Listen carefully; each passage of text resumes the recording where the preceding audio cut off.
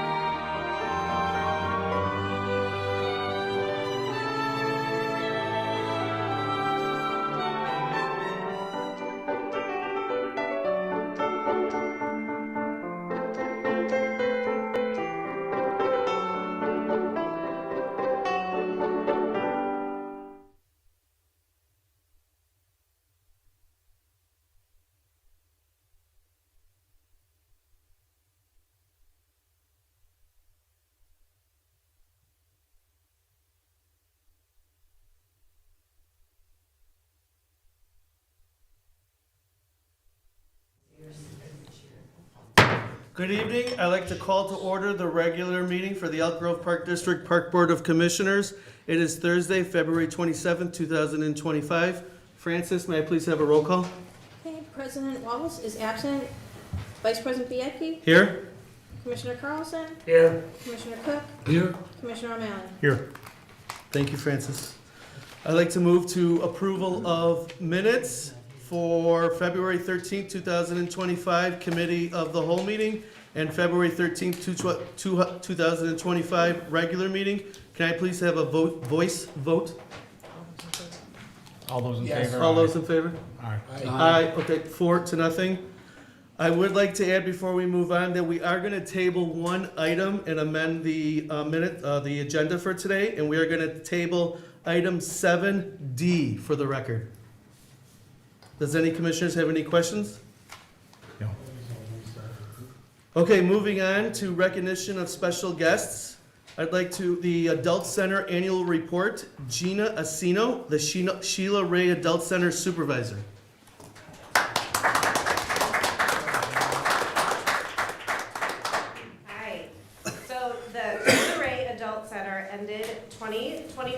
with 351 members, which was a 13% increase from the previous year. We have been gaining 40 additional members each year since 2022, and currently, as of today, we're at 267 members.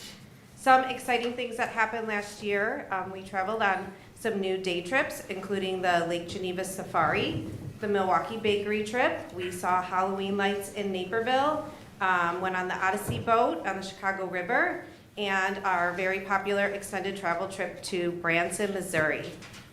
We also hosted our first fall open house to help promote our discounted rate and fall programs. We had a huge turnout of 54 visitors and signed up 22 new members.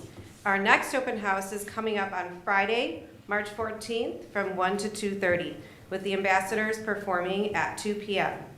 I think the highlight of this year so far was our rock and roll luncheon with our Elvis impersonator at the beginning of the year, and our Bunko tournament, which is actually tomorrow, where we have 34 people signed up.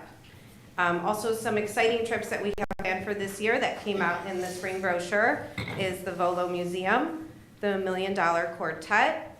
We are going to Milwaukee to see the Botanic Domes, the Holland Tulip Festival trip in Michigan, Lake Geneva Luncheon Cruise. We are also going to see the Cubs play the Brewers at Milwaukee Stadium, because we also have to see the Cubs. We saw the White Sox last year, and I had many members tell me we need to also go watch the Cubs. And we are also going back on the Odyssey boat because it was very, very nice and very popular. Also, Ship Shawana in Indiana, and our extended travel trip will be to Pigeon Forge and the Smoky Mountains. Our annual Spring Bazaar is on Friday, May 2nd from 10 to 4 p.m. at the Hattendorf Center. Senior Prom is back on May 22nd at the Garden Terrace, complete with a live band. And something new this year, we had a longtime member, Joe Hauser, who passed away. He left a very generous donation to the Sheila Ray Adult Center. This year, we are using his contribution to support educational seminars for our members. Joe was very passionate about the Sheila Ray Adult Center. He called the center his second home. So some upcoming topics will include the history of JFK, inside the Chicago mob, the life of Lucille Ball, woman in World War II, an armchair travel to Greece, and D-Day, the invasion of Normandy. That completes my report. I would like to thank the Sheila Ray Advisory Board for helping me with all of my programs and whatever I need throughout this year. Welcome, Mark Marino, and Doris Jordan. Thank you for your many years of service for the Sheila Ray Adult Center. We appreciate you.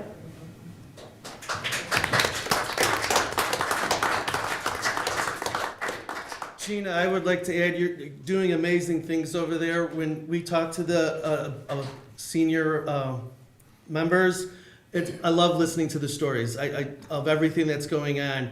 And they're having fun and they're enjoying themselves. And it's all because of the work that you're doing over there. So great job. Keep up the great work. Thank you. I also love looking at the brochure and all the activities. I feel like it's been expanded, which is great. Some of the things, though, that you just read about history, I'm a huge history buff, and they are very interesting to me. I would actually like to come to them if they fit my schedule. But thank you for organizing all that and doing everything you do over there. Thank you. You're very welcome. Thank you.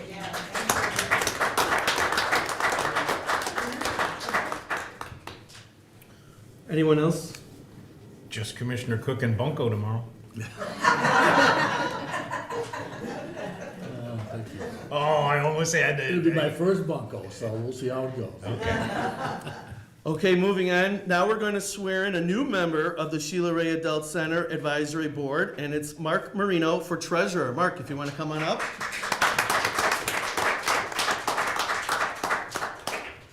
If you'll raise your right hand and repeat after me. I state your name. Mark Marino. Have been appointed to the Sheila Ray Adult Center Advisory Board of the Elk Grove Park District. Have been appointed to the Sheila Ray Adult Center Advisory Board of Elk Grove Park District. Do solemnly swear that I will uphold the Adult Center's bylaws Do solemnly swear that I will uphold the Adult Center's bylaws and will faithfully carry out the duties of this office of the Elk Grove Park District and will faithfully carry out the duties of the office of this Elk Grove Park District Adult Advisory Board according to the best of my ability. Adult Advisory Board according to the best of my ability. Congratulations.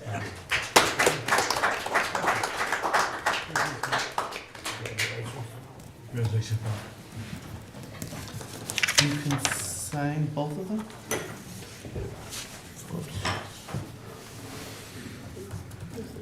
Who's older, Rod or you? Right. 1 year and 2 months. Do not let him boss you around.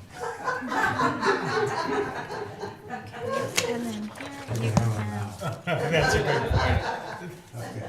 Thank you so much. Congratulations. Thanks. Hey. Mark, you want to say a few words? Anything you want to come up to the mic and say anything? I'll just say that I'm proud to be a member of this great board here, all these people I know.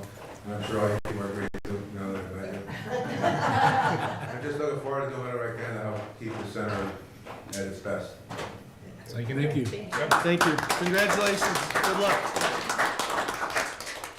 Moving on to item number 5, public communications. Do we have any comments from the audience?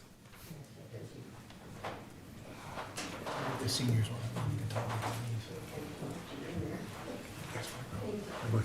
Rob. I should have.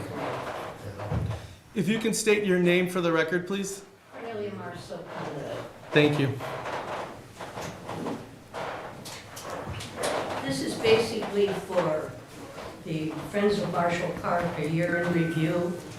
On the 5th of March of last year, Mark sent a notice to the village in regard to adding lighting and pickleball and soccer to Marshall Park. And at that time, the Planning Commission indicated that they charged the Park District with not having any negative impact on the neighborhood in health, safety, and welfare. And the people of the neighborhood in the last year have not felt that the Park District reflected any particular care for their condition. We have had noise. There are people who every day in the spring, in the summer, have noise all day long. They are Boardwalk, they are the quads, and they are the people that live on Shelley. In addition to that, they have an issue of light at night from the washrooms. The light, the big bright light on top of it goes all the way to the quads and into one of the person's bedroom who called me today and asked me to address that. We are particularly concerned about the fact that in the March 5th paper that was sent to the village, it indicated that Marshall Park was a 6.2 park, a neighborhood park that was a dawn to dusk park. We are concerned about any discussion that brings that into question. We obviously know that it was approved that we are 9 o'clock, 6 days a week with soccer, and we are very concerned about the coming of pickleball being 7 days a week until 9 o'clock. The residents wonder when they will get any relief, because they already have 67 parking places, and I believe an additional 17 across the front, that bring at any time up to 250 people into the park. And so the density of people and the amount of traffic in a neighborhood that surrounds the park on all 4 sides is impacted by the traffic. It is almost impossible to get across Chelmsford at any particular time safely. Traffic is an issue, and it's an issue for some particularly obvious reasons. Now, one of the commissioners commented that he had never seen any parking on Chelmsford, and to the president of the commissioners, a picture was sent of the parking that was on Wellington, Chelmsford, and on Shelley. At the same time, the parking lot was completely full. But that was not the only issue. The other issue is that there was to be no leagues, no buses, no camps. And last year, we had buses and camps. And we are concerned about particularly any discussion of adding any more to the neighborhood. We would appreciate it immensely if the board would consider anything that can be done with the park that lessens some of the stress on the neighbors, probably 2,800, 3,200 neighbors that live around the park. Everyone likes a park. Everybody likes kids. But you know what? It's interesting when you go over to the park, which I do almost daily, and find seniors sitting on the ground because the accommodation is not particularly for them. On top of the tables are all kinds of bags that kids carry. And so 40% of the kids in this country are taken care of by grandparents. And so if you would think about what accommodation is made to them to occupy the park while the kids play and use the splash pond. The other issue that I would like to address is the one that was related to the fact that you recently got permits. I think February 7th, you got a permit for the lighting and the structure that's going to go into the park for pickleball. Now, one of the things that we were particularly interested in is that the park was looking very closely at pickle glass, which was an enclosure that seemed to reduce the sound about 50% and also had interior lighting. And interior lighting gives you what is called the dark sky. The dark sky, isn't that an interesting thing? But the dark sky means that you don't get overflow lighting all around the structure, nor do you get that intrusion of light into particularly the quads. One of the things that particularly has us concerned is that as early as, I believe, June of '23, some relationship, authoritative quotes, etc., came from Moscow Lighting. And Moscow Lighting is sport lighting. And we understand sport lighting in regard to the soccer field. However, there is a vast difference between sport lighting and court lighting. And if you take a look at a picture of a court and its lighting, it isn't 50 feet tall. It's about 25. Now, you can do your homework. I did mine. And court lighting is vastly different. When we look at what you have asked for, it is 50 feet. There is no reason why 50-foot tall lighting, which would, excuse me, I'm getting over RSV. 50-foot lighting would obviously overspill and cause more lighting and more discomfort to a neighborhood that would like to have some peace and quiet at some times. There are particular requests. In your bid, in your bid for your permit, the response to your permit called your attention to the issue of noise with the pickleball. In fact, there's a caution there for you to watch the noise. And you must understand that the people who live around the park are within 100 to 200 feet of what you're taking a look at. So the reduction of the 70 to 80 decibels is called into question. I understand that the issue of the permit, I believe in January, for the structure was to pickle tile. And my understanding is that Pickle Tile is the vendor that provides the tile. But I didn't get any impression from what you had asked for who the installer was. And I'm wondering if you have walked away from your interest in Pickle Glass. And Pickle Glass also, and other companies, have lighting that goes all around the inside. It is smart lighting, and when you look at your costs of Moscow lighting, it is more than twice the cost of what interior lighting would be. Interior lighting, the last quote I noticed, was $50,000. And I believe Moscow lighting is, what, 114, 125?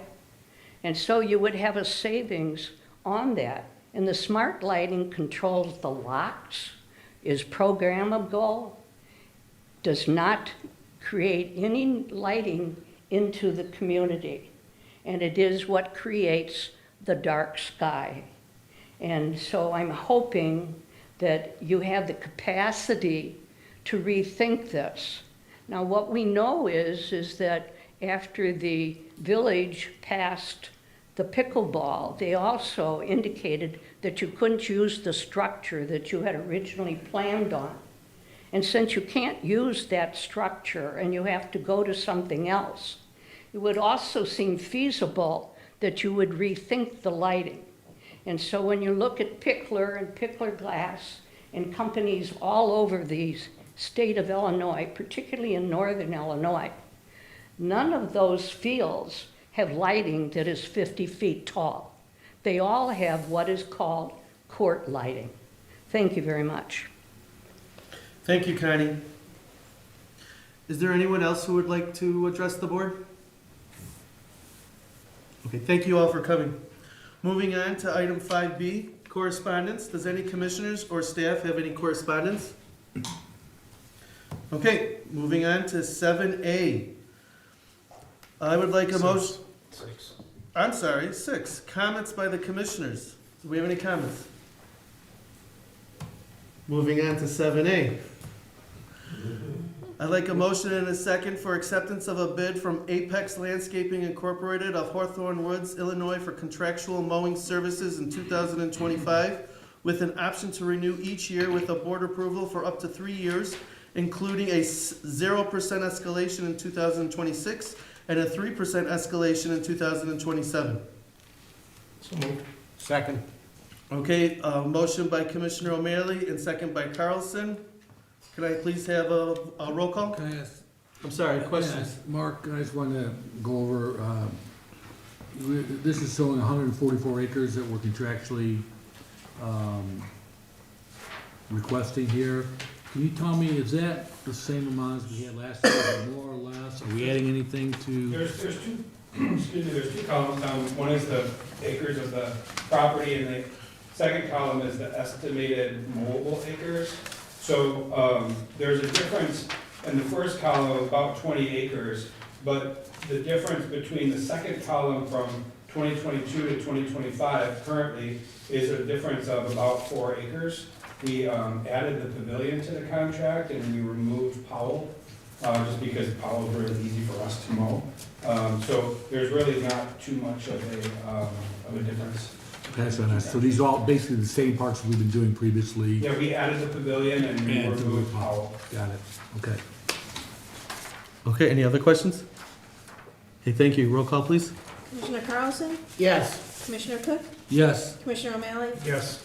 Vice President Bianchi? Yes. Okay, moving on to 7B, acceptance of the bid from Berry Landscaping Incorporated of Arlington Heights, Illinois for the 2025 herbicide and fertilizer application in the amount of $55,506. Can I please have a motion and a second? So moved. second? Motion by Commissioner Carlson, second by Commissioner Cook. Roll call, questions? Anyone have any questions? Roll call, please.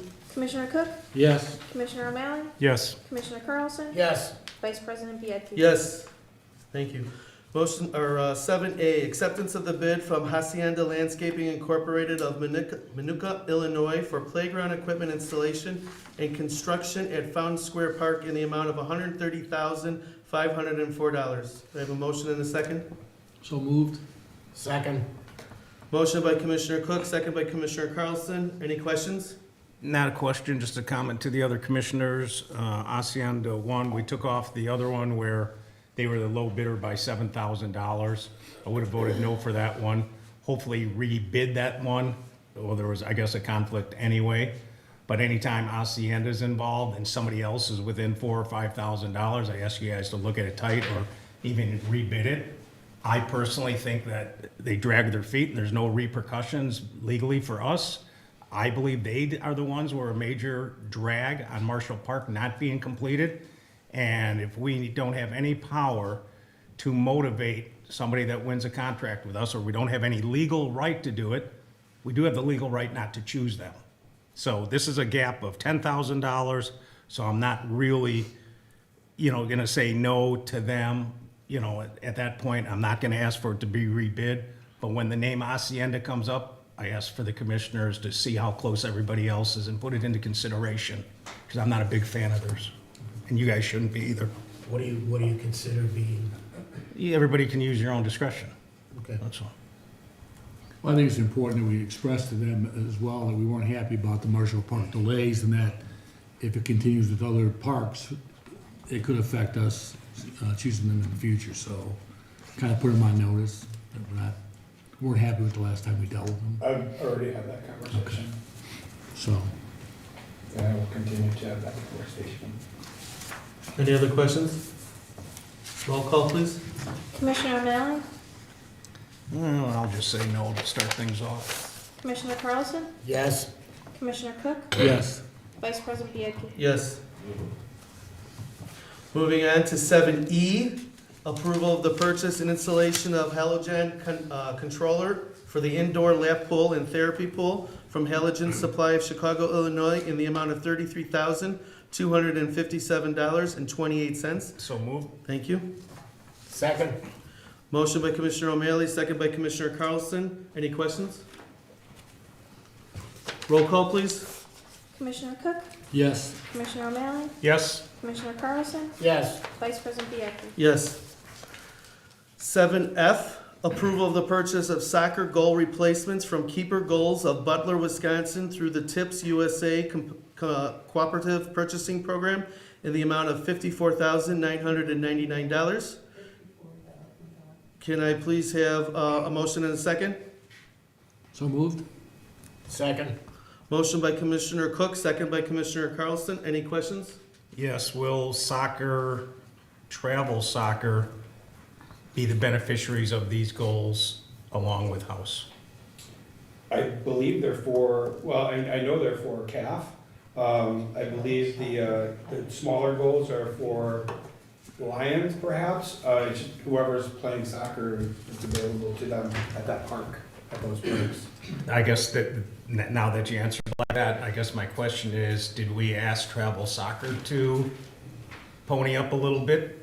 No. Because again, this is a program that they charge their, whoever makes the team, and then all the money that they take stays within their program, unless we're asking for something different, and it doesn't seem we ask a lot. So at what point do we ask travel soccer to pitch in?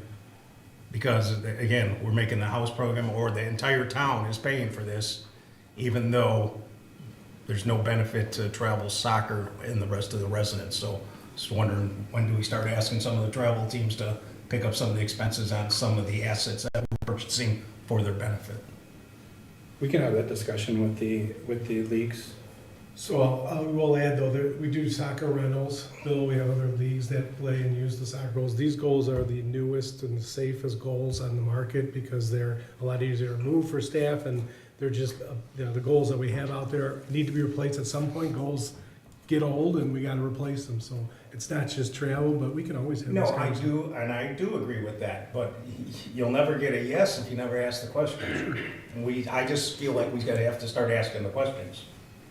Yeah, I'm personally don't necessarily think that they should have to contribute into that. We don't ask basketball when we place nets and things there for them to kick in the basketball fees.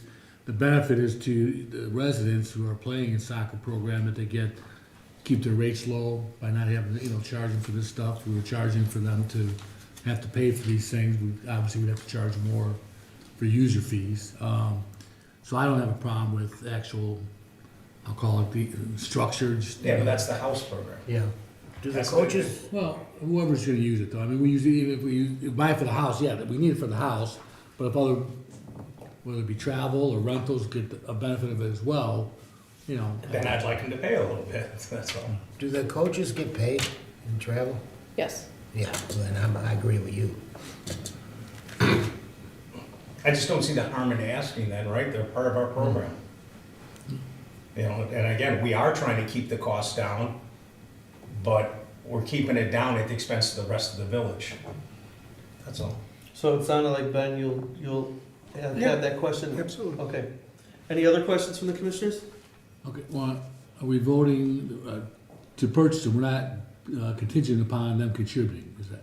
Well, we'll see how the vote goes, but I'm comfortable either way. I understood he was just wanted the question. Okay, but this vote is to approve the purchase of them. Correct. Correct. Regardless of what they decide to do. Correct. Okay. Good reader.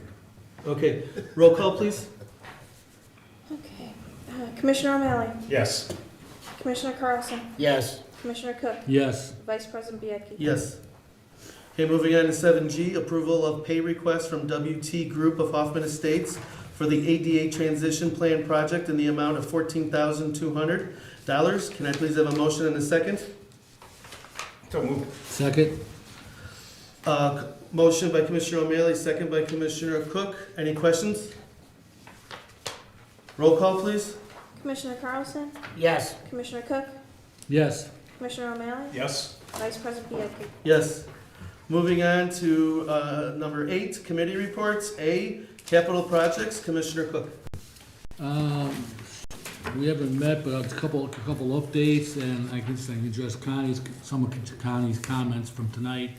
The lights at Marshall Park are out there. If you've been out there, you can see they're laying on the ground and they're about to be put up. We had some delays due to concrete not being able to be poured. The weather's turning nice. I checked with Mark, and we're hoping to have the lights up by the 15th of this month. As far as changing the lights to court lights, as you refer to them, we've already purchased the lights. That's already been approved at a prior meeting, so the lights that we purchased are the ones that are going up there, and they should be up by the 15th. But they keep the light in the field. And they keep, correct, they keep the light, That's why they're they designed to do keep it. the light in the courts and not go beyond that. Well, and Mark, part of the height is keeping it there. Right, it's able to distribute the light properly, but Musco's thing is, and we showed it in the report, that they really keep that light inside of the field, so there's little spillover, and then there's less of the halo effect, as they call it, to spill out either way, up or out. Correct. Okay, and then the other project that's ongoing, almost done, is over at the driving range. If you've been out there, they have approximately 2 more weeks of work left there, and then they'll finish up the asphalt after the plants open up for that when it gets a little warmer outside. And so those are the 2 main updates on the capitals that I have. Thank you very much. Moving on to 8B, Finance Committee, Commissioner Carlson. Okay, the corporate fund, no property tax was collected in January. $107,495 in replacement tax collected in January. All expense categories under budget. Year-to-date of negative $144,006 compared to a budget of $264,473. The recreation fund, again, bless you, no property tax collected in January. Fees and admissions, $122,897 compared to a budget of $128,810. Program fees were $181,464 compared to a budget of $182,525. All expense categories at or under budget except supplies and program contractual based on timing of payments. Year-to-date of negative $558,677 compared to a budget of $140,530. The golf fund, fees and admissions, $22,098 compared to $22,547, I'm assuming from last year. All expense categories are at or under budget year-to-date. Year-to-date of negative $19,291 compared to a budget of negative $46,739. And that completes the report. Thank you very much. Moving on to 8C, Committee of the Whole, President Walz. I will do that. Today at our Committee of the Whole, we had public communication where we had a resident share that he appreciates the shared services between the Elk Grove Park District and Rolling Meadows Park District in the use of the ice rink, which means that residents of Elk Grove Village will get a benefit to use the ice rink in Rolling Meadows. For discussion of the youth cheerleading program, we had a discussion on possibly splitting the cheerleading program from the football program for one of our advisories.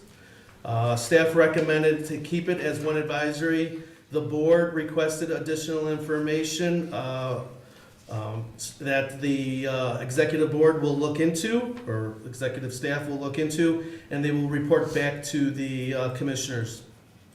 We had a discussion with our senior advisory board. We do that every year. We invite them, we have a discussion to see how everything's going, and have great communication. So we did that today, so I'd like to thank Ben and your staff for organizing that.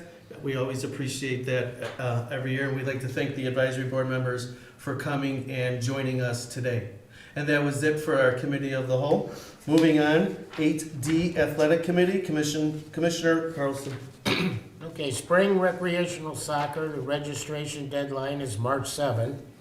House baseball, the registration deadline's March 10th. And then spring girls softball house, registration deadline is March 1st. Football 7-on-7 starts March 2nd. Basketball playoffs start tomorrow and continue through next weekend. Summer basketball registration opens March 3rd. Travel baseball attended scheduling meetings this week on Monday and Tuesday, and they have meetings next Monday and Tuesday as well. And that's... Thank you very much.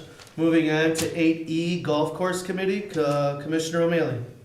Nothing scheduled. I didn't know Brad wasn't going to be in attendance, so I'll get together with Brad and Commissioner Carlson, and we'll have a meeting scheduled in March.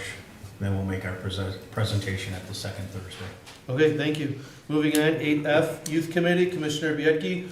Currently, applications are available at the Elk Grove Park District, at the Elk Grove Library, and at the Village Hall for any senior that resides in Elk Grove Village. So the deadline is quickly approaching, so please fill out, if you are a senior and interested in the scholarship, please get an application, fill it out, and submit it. And this is through, we give out 7 scholarships for $1,000. We work with the village's youth committee. The Elk Grove Village gives out 5, and the Elk Grove Village Foundation gives out two $1,000 scholarships. And that concludes my report. Parks Foundation, What did I say? Elk Grove Village Foundation. Oh, I'm sorry, Elk Grove Parks Foundation, thank you. 8G, Adult Center Committee, Commissioner Cook. Yeah, Gina did a great job of covering all the things that we got going last year and coming up this year. I would encourage, for those that might be interested, you can check online, but also the Sheila Ray Buzz goes out in the mail every so often, plus it's available at any of our facilities, at the Sheila Ray Adult Center and at the Pavilion. Feel free, and the office is here, administration building. Feel free to stop by and pick one up. It gives you a lot of information about what's going on, especially for April, May, and June of this year. I also want to remind everybody they're offering free help with your tax returns if you're a senior. So all you need to do is call over there and sign up, and you can get help filling out your taxes if you need that. And also remind you that if you have a parent or that's an adult or a senior and you live in the village, they don't need to live in the village. You bring them as a non-member to check out the facility. A lot of the activities over them to do. They can participate as a non-resident as well. So if you have parents that might be interested, check it out, the brochure, and see if there's something in there that might interest them. A lot of activities going on. So that is my report. Thank you very much. Moving on to 8H, Pavilion Committee, Commissioner O'Malley. Well, January 27th, we started at 4 o'clock, we ended at 6:03. So sorry about that, I don't know how it lasted 2 hours and 5 minutes, I kind of do. I'll try to condense it down to some of the topics we talked about, so each topic I bring up now is probably a 5 to 10 minute conversation. In attendance was Tiffany and Mark, two of our superintendents, Doug, Jeff Collier, Mike Delgado, Eric Guzik. Frances is being humble, but she was there. She's not listed as staff, but we certainly appreciate her being there. I asked the first question on how do we get customer survey comments? You know, what do we do with them? How do we get them back to us? You know, are they screened before they hit commissioners? Does a theme have to develop? Are negative ones tossed out? Just a conversation on customer service comments. Then Director Cosbab and the rest of the in attendance went over all the 2025 Pavilion capital projects. We had a small discussion on the Pavilion hours of operation. Superintendent Collier and Michael Delgado, the fitness center manager, stated that they did not see that we need to increase hours late into the night. None of the hours of operation will change.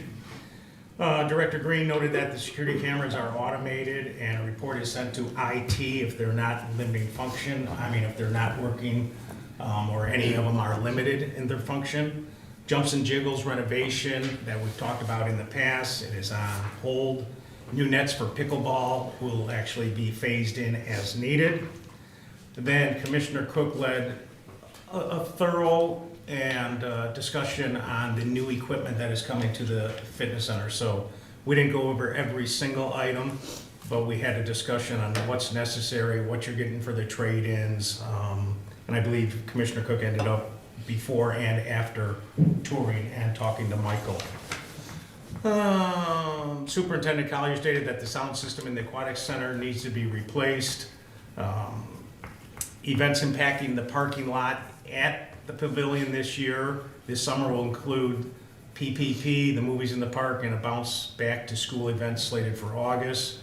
I asked if we were ever thinking about bringing some of the music back to the gazebo area from the days of, I don't know, last 10 or 15 years. It's an option, there's no direction on that. And then I asked staff if they thought that the paid leave ordinance would actually affect us. Now that other towns may have to increase their pay, will our lifeguards or anybody that is just working the summer go elsewhere because of the pay that we're not gonna give them a free day off every month or something like that? And staff doesn't think that's necessary. Tom, am I missing anything that was major? That's the Pavilion Committee update. Thank you very much. Moving on, number 9, old business. Does any staff or commissioners have old business? Seeing none, moving on. Number 10, new business.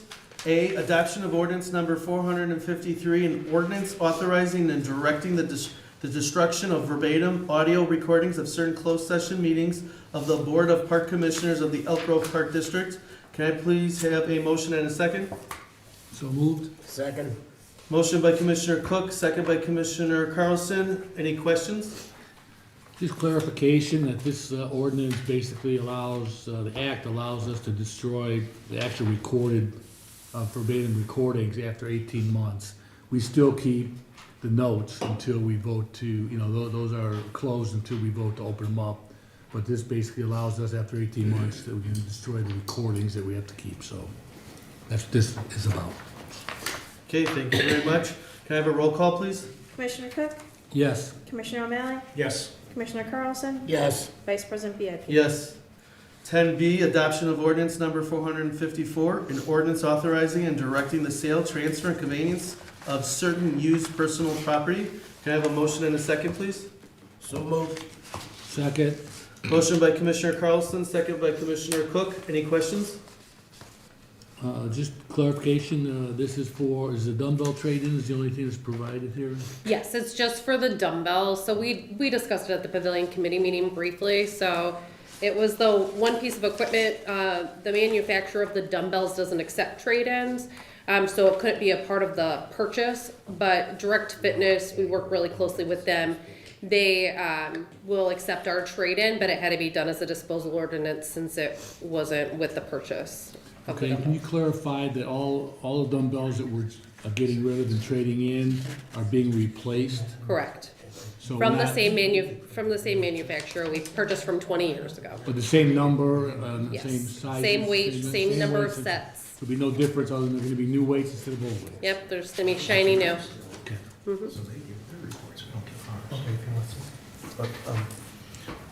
So, new business?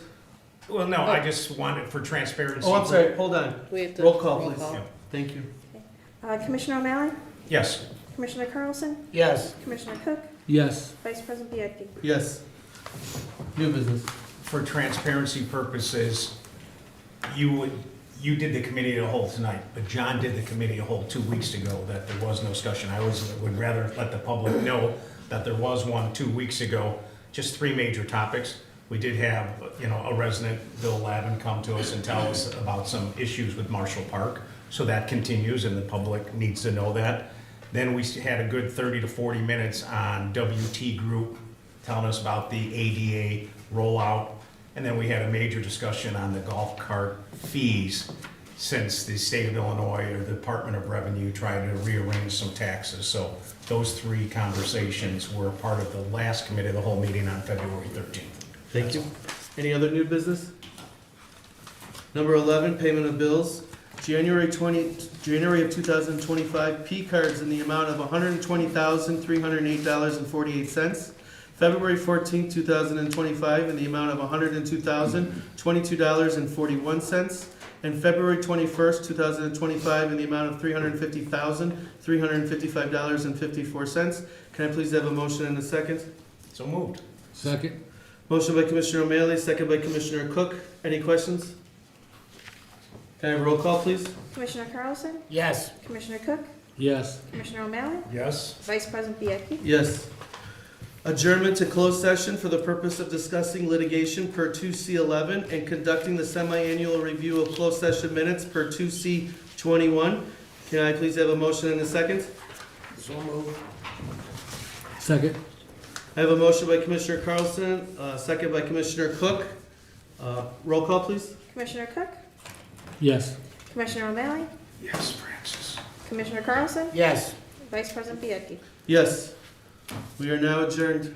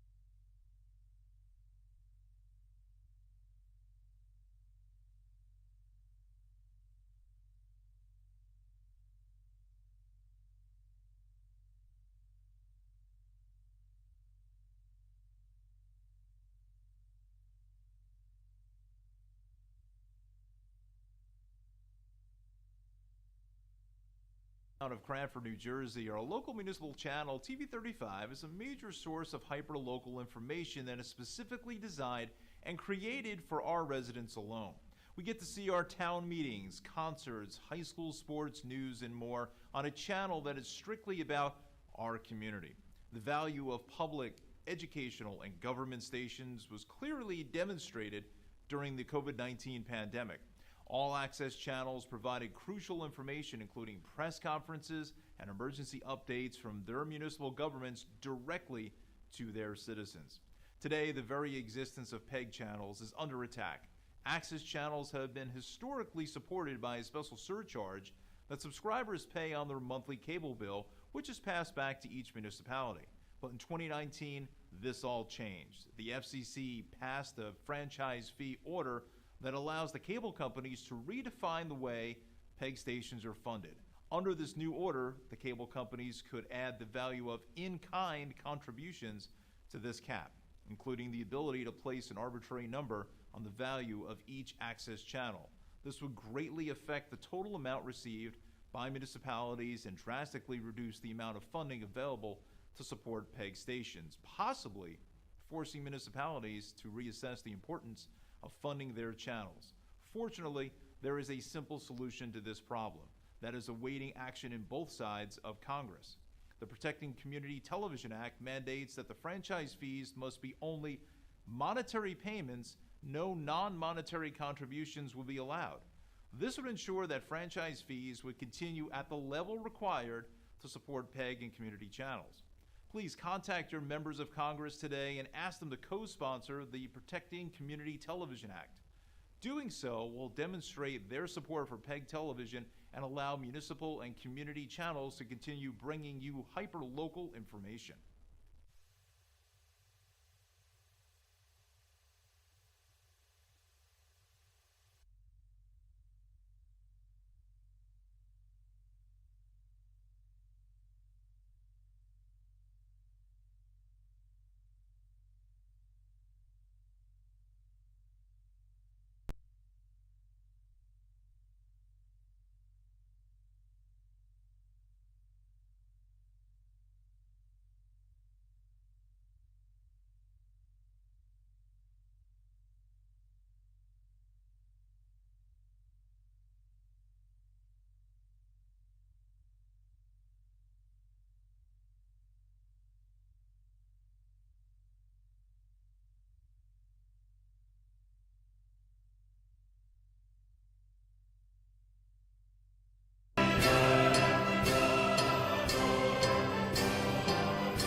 Davey knows a thing or two about getting results.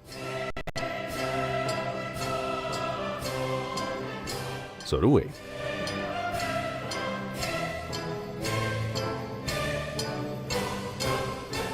Elk Grove Village can help your business get big.